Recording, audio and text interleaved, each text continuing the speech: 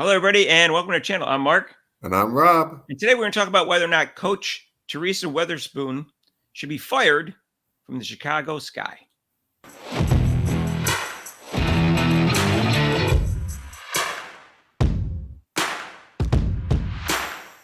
And hey, if you haven't subscribed to our channel yet, please do so. Hit the notification bell when you do. We're going for 4,000 subscribers. Need your help. And Rob, should Coach Teresa Weatherspoon be fired from the Chicago Sky? Yes. Yes. Yes. And I'll tell you why, Mark. In life, before you go on, Rob, I just want to let people know that Rob played high school and college basketball, and he also coached. So he has a good perspective on this. Go ahead, Rob. Sorry. Yes. So in life, you're a reflection of your parents. If you're outside and if you're a bad kid and you're doing things, what's the first thing they say is, where's the parents? What's up with the parents? Also with Witherspoon, that's what they're saying about her. She wants to promote her team to be tough and play. I mean, that's okay to play hard, but not where you're promoting to injure or hurt another player. That's not smart. That's not good coaching. That's horrible coaching. You're telling your players, that's a reflection on you, because the first thing they're saying, wait a minute, why is she hip checking her? And then you don't take her out of the game. And you have a player on the sidelines applauding someone getting hurt, and you say nothing about it until like 2 days later, or even during a game, you don't say anything. So it seems like the players are a reflection of the coach, and if that's the case, then she should not be in the league, because that's not what basketball is about, and that's not what the WNBA should be promoting. This kind of thuggery, and it's okay to assault another player, and then the coach does nothing about it. That's just one aspect, Mark, of why she should be out. The second one should be she's only focusing on one player, and that's Angel Reese. And it's very obvious to everyone who's watching that this stupid double-double record, which doesn't mean anything to anybody, she's letting that get to her head, and she's leaving her out there when they have the lead, or if the game is over, she'll put her back in. And so just to get her that double-double. I mean, I agree with one of the YouTube broadcasters that said that I could see if it was like she's going for like her 5,000th point or something really significant. But it's a double-double. Nobody cares. It's whoop-de-damn-do. It's a double-double. Doesn't make any difference as far as records. So one thing, all you're doing is stat padding, which is horrible. That's not coaching. And it reflects on the players. And I can see why, the player left, that Marbury left. You're not putting, and then the other players, I'm sure, are very upset too. That you just focus on Angel Reese. So that's not good coaching.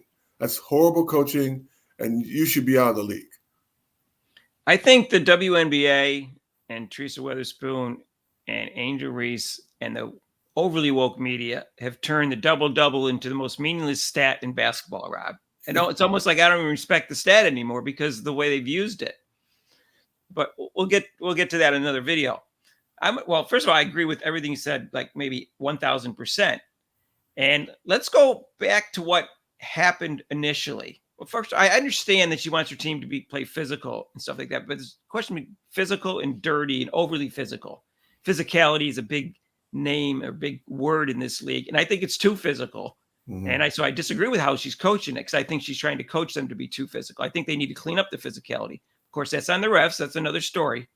But the first incident that took place, we saw Caitlin Clark gets hip checked to the ground by Kennedy Carter, unprovoked, and Angel Reese jumped up and cheered.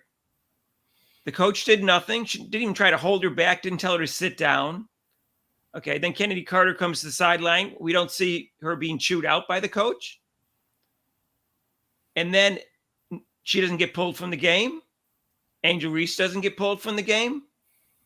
Then afterwards at the press conference, they asked Kennedy Carter about it. After one or two questions, she said, that's enough.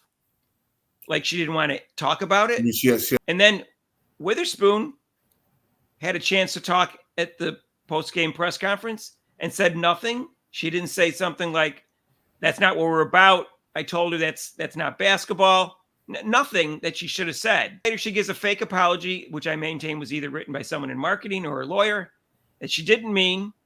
So basically, by doing her actions, which is what Rob basically was saying, I put it all into factual content, is she's encouraging this type of behavior.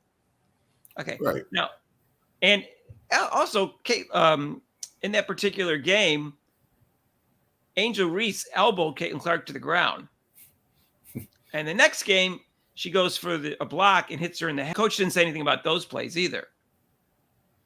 And then game 4, we have take place, and Diamond DeShields hip checks Clark to the ground. Now, it was during the ball was alive, let's put it that way, but it wasn't even remotely a basketball play. She hip checked to the ground. And if everyone sees it on the second angle, which I didn't see it the first night, it was harder than it looks from the other angle. And Clark gets knocked to the ground. And that was a flagrant one. But the more I look at it, when I look at it from the second angle, Rob, you can make the argument that should be a flagrant 2 because it wasn't a basketball play and it was unnecessary, which is all the definition of flagrant 1 says, unnecessary contact. That's obviously unnecessary. She didn't go for the ball. Right. She's promoting this violent behavior. And another reason why she should be fired. Let's go to the stats here. Since July 5th, the Chicago Sky, they were 3-3 before the break. Now, after the break, they are currently 1-6. 1-6. And I know a couple of games Carter was hurt or she was sick.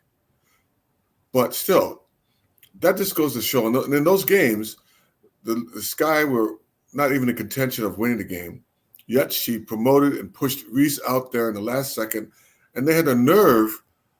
Even people were nerved to be upset that the other teams were trying not to let her get a double-double. Right. There's been at least 4 circumstances where the game has been out of reach. Either they're losing or they're winning. Doesn't matter. Most of the time they were losing. And instead of taking her out of the game so she doesn't get injured or getting, the backup some playing time so they can get developed, she keeps Angel Reese in there and basically, I guess, encourages him to throw the ball into the post so Angel Reese can throw up one of her awkward shots and try to get the double-double. And that's why that double-double seems so important to her. I have no idea.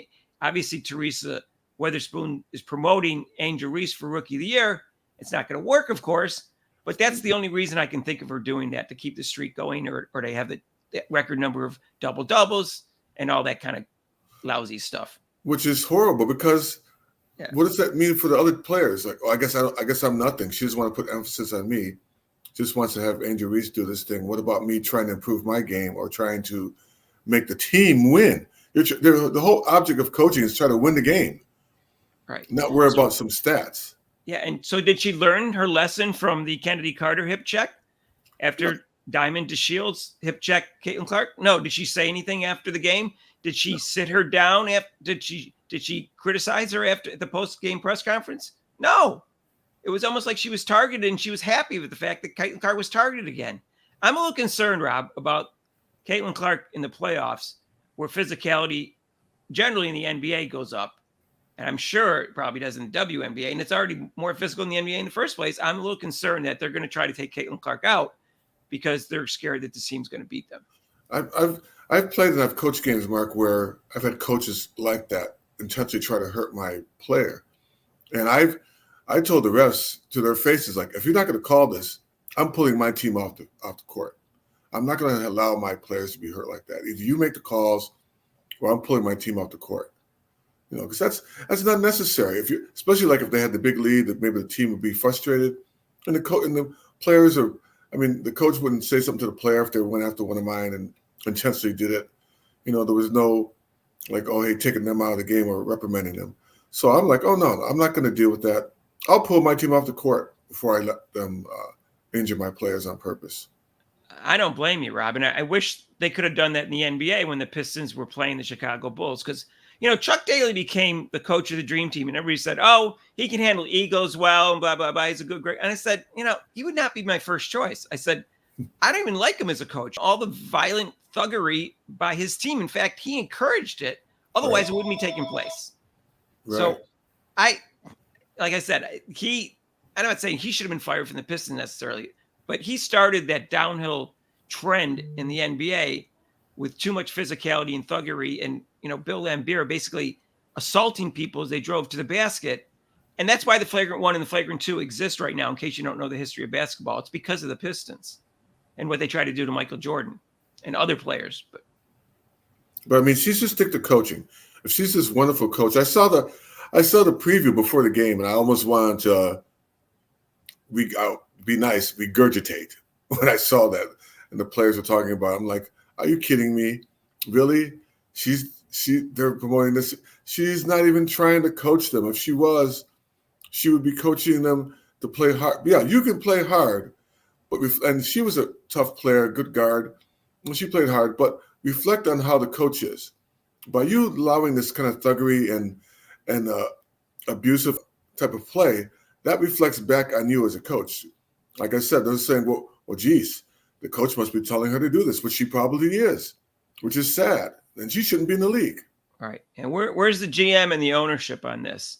Because Rob, there's a Chicago sports writer that wrote an article about this and criticized it, and they gave her a hard time. So, what about the GM? The GM doesn't seem to be doing anything about this. But I would not want her as my coach. And it's coaches like this that give the WNBA a bad reputation, and why the reputation is so bad right now. We got more than one coach like this. We've already covered that in our video. But there's no reason for her to be a coach right now if she's going to encourage this thuggery. And she's done nothing to try to contain it. Yeah, and it's not just, like I said, I mean, it's primarily on Caitlin Clark whenever they play, but it's also on other players. It's not just her. It's just this mentality, like we're the Chicago Skies. We're Chicago, so we tough. Okay, yeah. You're tough. But I mean, you could be tough and be hard and play physical, but not to the point where you're trying to injure another player. And then when you injure, it's like, oh well, it's part of the game. No, it's not part of the game. Yeah, that is not part of the game. Further proof that she should be fired, Rob, is that they lost a really good player, very good all-around player, and they gave her a nice three-point shot, Marina Mabrey, and which they need because they got 2 big post players. So it's nice to have someone to throw it out to in case the post is guarded closely. And she was a good all-around player, and she got traded because she wanted out of there. And I'm sure it was related to this. And also, in addition to that, I saw in a headline another Chicago player wants to get out of there. So, when players start wanting to get out of there, you want to get traded, it tells you that it's a toxic environment. And it's easy to draw that conclusion, Rob. Yeah, it's easy. There's something going on. I mean, you can watch the game from the stands, especially with the padding. Like, I mean, everybody's probably looking at each other. Why is she in the game? She could get hurt. And plus, it's kind of sad for her to do that to, I mean, Angel Reese probably wants it, but I think it's not good for the coach to do that to her personally, because it makes her look tainted too. You're like, oh, you're putting it's on her that she wants this double to make her look good. But I mean, it should be, if you want her to be better, why don't you work like you said before? Why don't you work on her game, like trying to shoot the ball from 2 feet away from the basket? How's that? Give her work on some post moves. How about doing that? Part of it was they added Kennedy Carter, who got kicked off 2 teams because she wanted to fight with one of her teammates, and another undisclosed reason for not getting along with teammates. And then she got suspended for something over in Europe.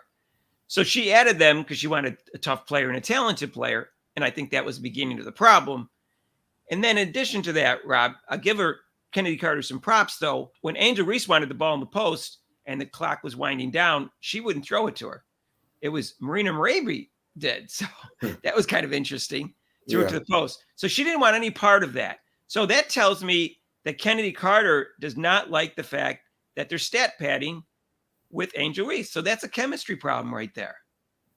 Yeah, and it's not a chemistry, it's a team problem. You're putting one player ahead of the other. It's like, right. So I mean, that's no wonder. I mean, and you're not winning games. What's the deal with that? You're not winning the games. It will be interesting to see. And then what's going to happen? Like if the Wings beat the Fever, and then also the Lynx are playing the Chicago today at home, which they're very good at home. If the Sky lose again and the Wings happen to beat Fever, the Wings are only 1 game behind the Sky for the playoffs. So this team added Kennedy Carter, Angel Reese, and Camila Cardoza, and they lost Kalia Copper. But they have a worse record winning percentage than last year, and they had a lot of talent. That shows you the coach isn't doing a good job. So I wonder if they don't make the playoffs this year, Rob, whether or not she'll get fired at the end of the year and make you happy. I think she will. I'm very sure she will. Even if she makes the playoffs, she will, because they'll be an easy out. You All know, right. because they Let have, us I mean, let us know who you think if she should be fired and what you think of Coach Teresa Weatherspoon. I think she is bad for the league and has a bad attitude. If you want to subscribe to this channel, please do so. Hit that notification bell when you do. Looking for 4,000 subscribers. We need your help. If you like this video, hit the like button. And we're going to go live today at 4 o'clock. It's going to be the Dallas Wings versus the Indiana Fever on NBA TV. And if you want to donate to this channel, you can with super chats and super thanks down below. And there's also a link to PayPal. And we'll see you in the next video. peace out.